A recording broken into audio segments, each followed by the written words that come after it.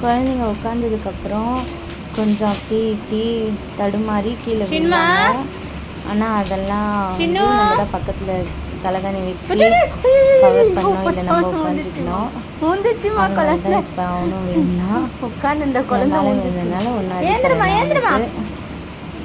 தப்புன்னு ஏந்திரமா.